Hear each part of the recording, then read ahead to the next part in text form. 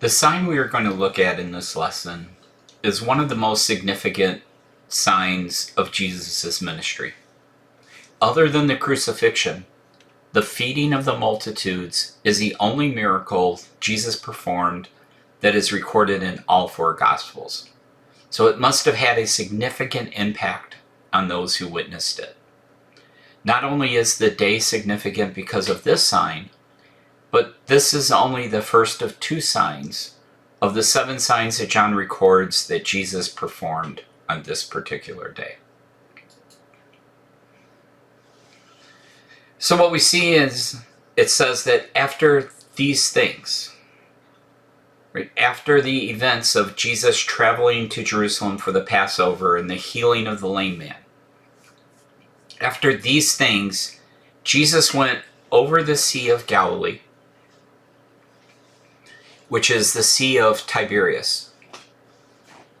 Herod Antipas had built the city in honor of Caesar Tiberius around 20 AD.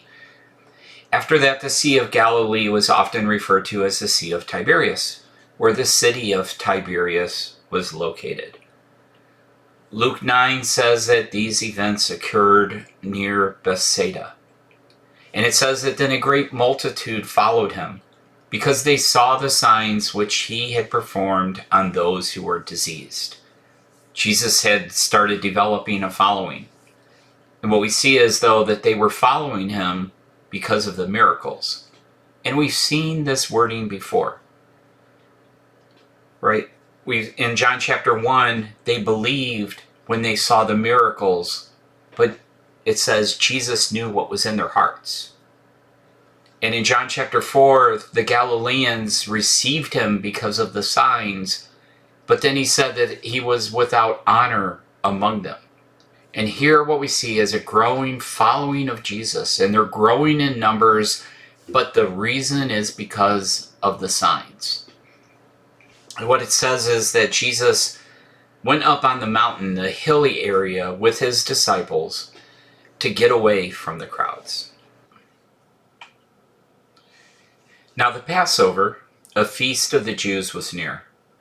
Now this is actually very important in understanding what is going on in this particular chapter. The reason is because it all is related to the Passover. The Passover was a celebration of the release of the people from oppression, where they were made free. They observed a meal. That meal was focused on a lamb and unleavened bread. Now, it's already been pointed out to us earlier that Jesus was the Lamb of God that takes away the sins of the world. That was the testimony of John the Baptist.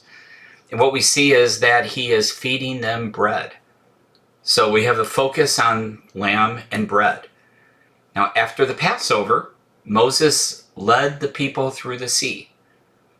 Well, who did the people put their trust in that Jesus was just talking about? And he said that he would be their accuser because what he wrote about was about them. It was Moses, right? And a miracle was performed, providing safe passage through the waters. And as the people wandered in the wilderness, what were they provided each day to eat to sustain them? Right? Bread from heaven. So the people are focused on the Passover as they're headed there, and this is a great teaching moment. And it says that Jesus then lifted up his eyes and seeing a great multitude coming towards him. So the people are migrating. They're going to Jerusalem to observe the Passover. And Jesus, the great miracle worker, is in the area as they come through. And as Jesus sees the crowds, he wants to see that they are fed. And he said to Philip, "Where shall we buy bread that these may eat?" Well, why would Jesus single out Philip to test him? He's not the treasurer. Judas is the treasurer, so why Philip? Well, remember, Philip was from Bethsaida, right? So Philip, you're from here. If you needed to feed thousands of people and you don't have the resources, where would you turn to? But this he was saying to him to test him, for he himself knew what he was going to do. Right? Philip is not thinking about where a source of sustenance would come from, however. So Philip answered and said, 200 denarii worth of bread is not sufficient for this crowd, that every one of them may even have just a little. Right? 200 denarii, that's about 8 months worth of wages. Right? And we don't have the means to do something as profound as this. Right? This would be impossible. Right? We've seen this situation before. Right? When they had run out of wine, this was terrible. What are we to do? We're faced with the challenge that there is no way to address. My son is at the point of death. I've been lame for 38 years and I am helpless to change my fate. We have limited funds at our disposal. We have nowhere to turn. So one of his disciples, Andrew, Simon Peter's brother, said to him, there is a lad here who has 5 barley loaves and 2 small fish. But what is this among so many? Right? 5 loaves. 5 barley loaves. So this was bread of the poor. And a loaf of bread was about the size of a pancake. Right? And 2 fishes, small fishes, right? Small pickled fishes that they would have carried along to eat as a snack while they traveled. This was probably the boys' lunch for the day. So not only do we not have any money, but we have very meager supplies and no way of feeding the thousands of people that are in need. And Jesus said, make the people sit down. Now there was much grass in the place, so the men sat down in number about 5,000. Right? So 5,000 men, they're not even counting the women and children who are in this group. So it's probably very possible that this crowd was actually much longer, perhaps much larger, perhaps over 10,000 people or more. And Jesus took the loaves, and when he had given thanks, he distributed them to the disciples, and to the disciples sitting down, and likewise of the fish, as much as they wanted. So Luke said that they were put into groups of 50. So maybe 100 to 300 groups when you're accounting for all of the women and children as well. And the disciples were coming, and they were taking the food and delivering it to each one of the groups. So how would you like to be one of the people that were not in those first couple of groups? Right? You'd be looking, you'd be watching. Right? How much food is there? Are they going to run out? Are they running out? But what they see is they never do. And they eat until they're full, whatever they wanted. So when they were filled, he said to his disciples, gather up the fragments that remain so that nothing is lost. Therefore they gathered them up, and they filled 12 baskets with the fragments of the 5 barley loaves, which were left over by those who had eaten. Right? So 5 little pancake-sized barley loaves of barley bread. Right? If a boy eats 5 for lunch during the day, right, 5,000 men would eat at least 25,000 of these. So there's probably 50,000 loaves for the women and children as well, and probably more than 20,000 fishes, right? What was the purpose of this? To feed hungry people? No. He was confirming that he was the Messiah. So those men, when they had seen the sign that Jesus did, said, truly, this is the prophet who has come into the world. This is the prophet. This is the fulfillment of what Moses wrote about. Right? The one who would be like him. Right now, he's very much like Moses. They're in the wilderness. Who called down bread from heaven to feed them? Moses. Not only does he call on bread, however, but Jesus makes it appear without ever running out. If Moses could lead them out of oppression and a foreign rule, what could Jesus do? He could heal our people. He could heal those who were sick. He could heal those who were wounded in battle as we fought our oppressors. Why? Remember, why was Jesus drawing the crowds in the first place? Because he was healing the sick. He can feed our troops. He can feed the citizens, and we would never run out of food. He's even talked about the fact that he can raise the dead back to life. Right? He's everything that Moses was and more. If Moses could deliver us from the Egyptians, surely Jesus could deliver us from the Romans. He could establish a kingdom that would never fall, that could stand eternally. With the signs he could perform, what more could we ask to accomplish our desires? And this is why the people are attracted to Jesus. Because of the signs. Therefore, when Jesus perceived that they were about to come and take him by force to make him king, he departed again to the mountain by himself alone. The people are ready to accept Jesus as king. Sounds great, but why are they wanting him as king?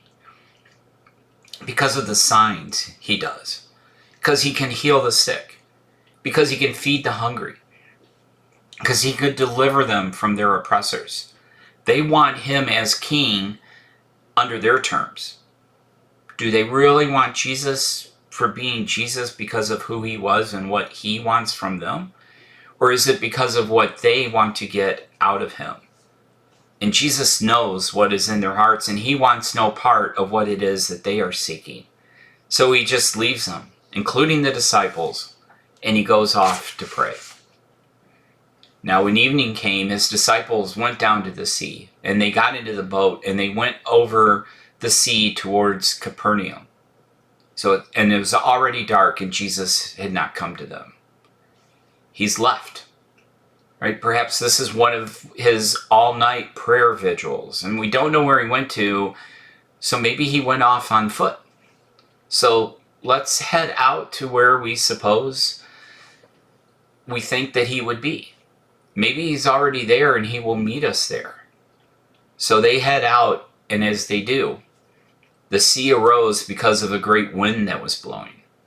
And when they had rowed about 3 or 4 miles, now because of the surrounding mountains, storms can rise up quickly over the Sea of Galilee, and it can make the waters very treacherous in a hurry, and they're struggling with the storm. By Mark's account, they are still on the water during the 3rd watch. So maybe they're only able to make it about 3 or 4 miles, and as they do, they see a figure walking towards them across the waters, and they're afraid.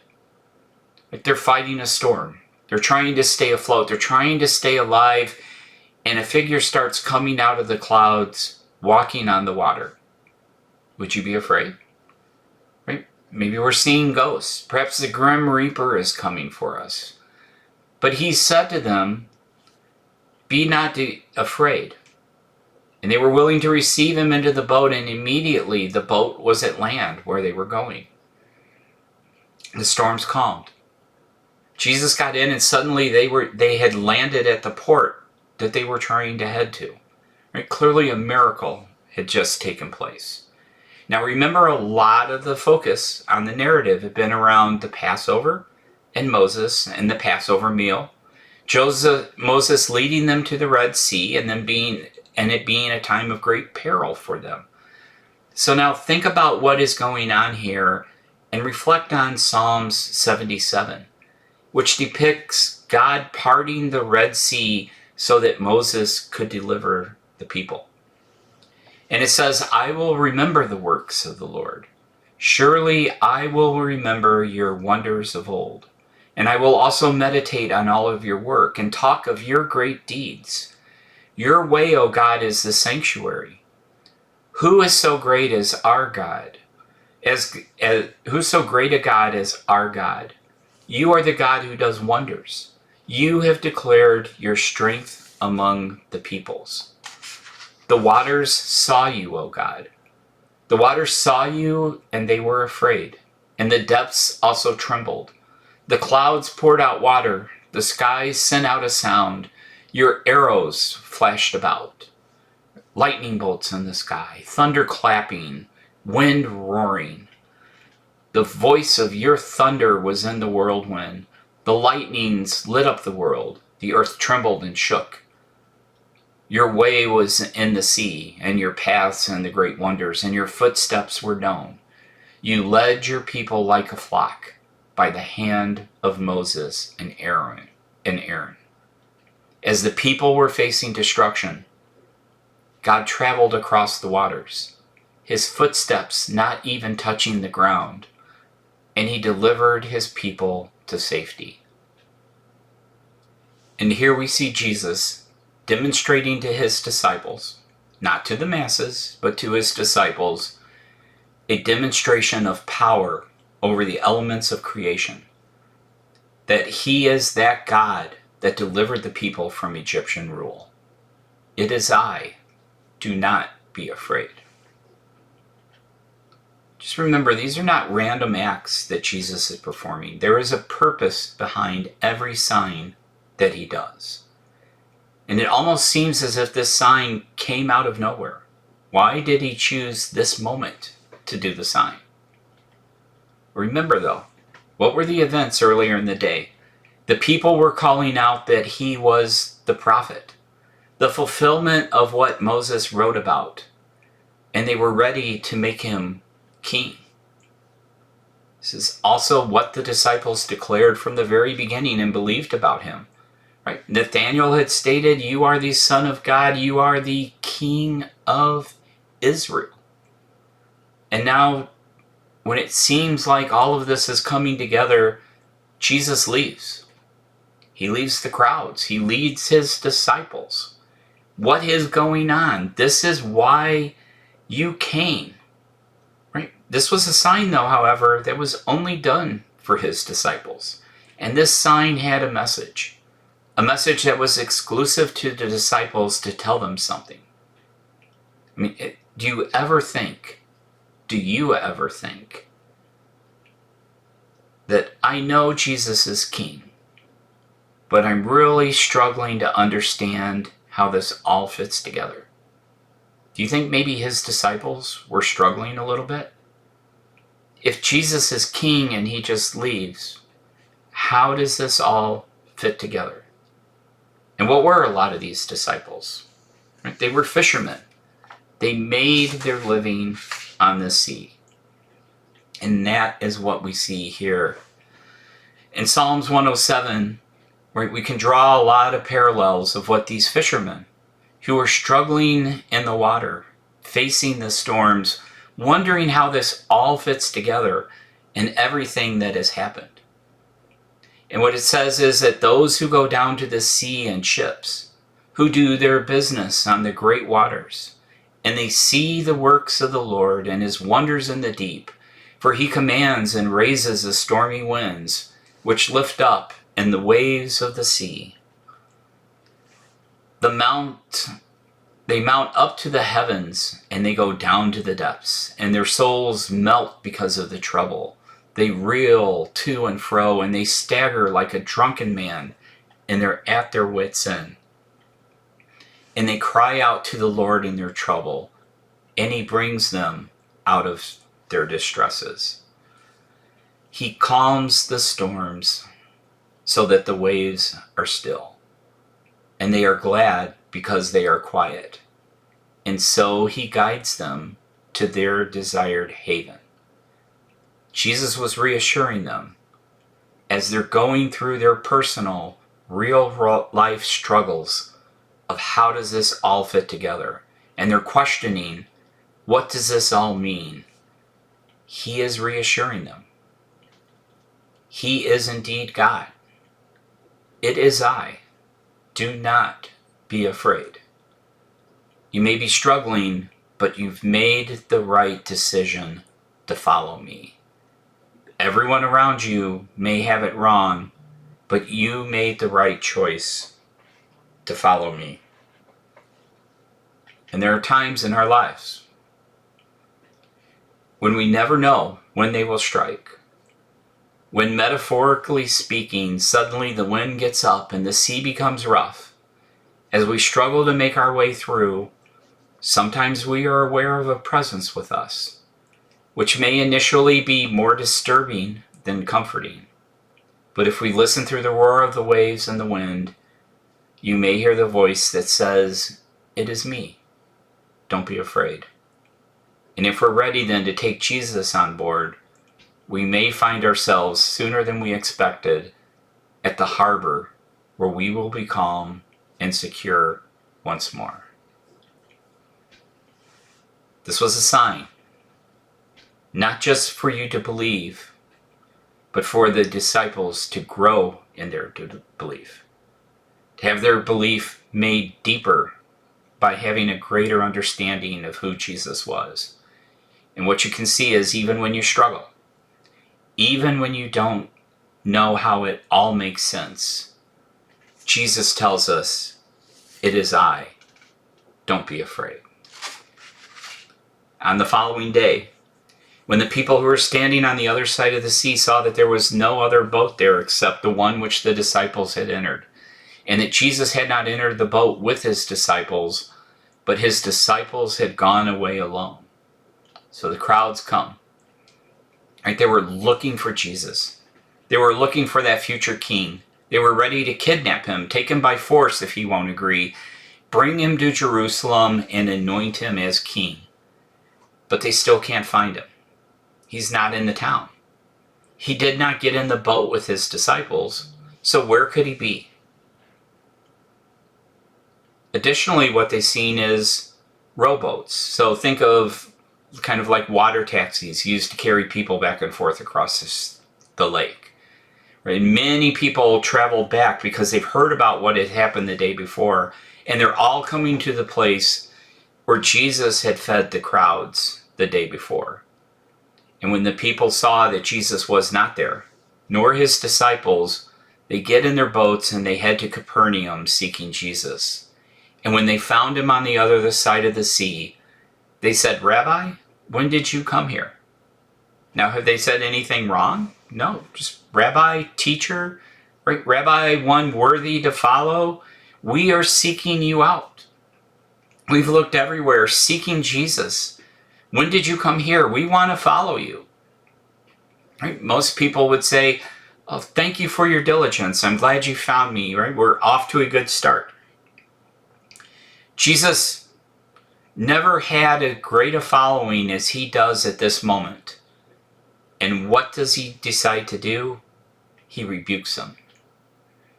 He answered and said, "Most assuredly, I say to you, you seek me not because you saw the signs, but because of the loaves and were filled." Were they following Jesus because of the signs? Yes, as a result of the signs, right? They had determined he was the prophet. They wanted to make him king. But what was the purpose of the signs? Right? Truly, Jesus did many other signs in the presence of his disciples, which are not written in this book.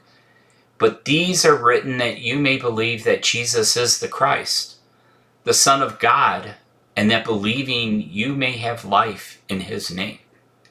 The purpose of the signs were so that you would believe. Believe that Jesus is the Christ. Believe that he was the Son of God. And he says, you're seeking me, not because these signs had that desired effect, but rather you're wanting to fill your physical needs and wants.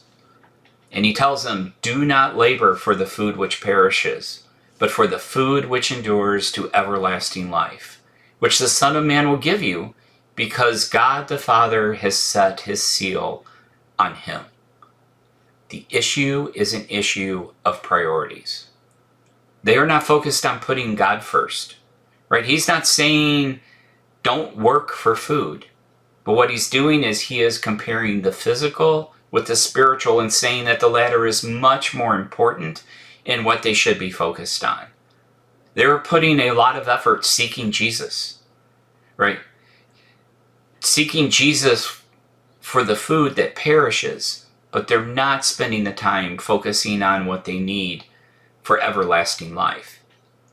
And Jesus is saying he's willing to give what is needed to each and every one of them, because that is why the Father has sent him to this world. Right? He's commissioned him, put his seal on him to give eternal life to all who will come to him and put their faith in him. And in the next lesson, as we see what the purpose of this miracle was, we're going to get a lesson in priorities. The multitudes were willing to chase him down, ready to kidnap him, drag him to Jerusalem, and force him to be king, spending all of this effort to seek him out. What will be their reaction when Jesus challenges their motives and their priorities?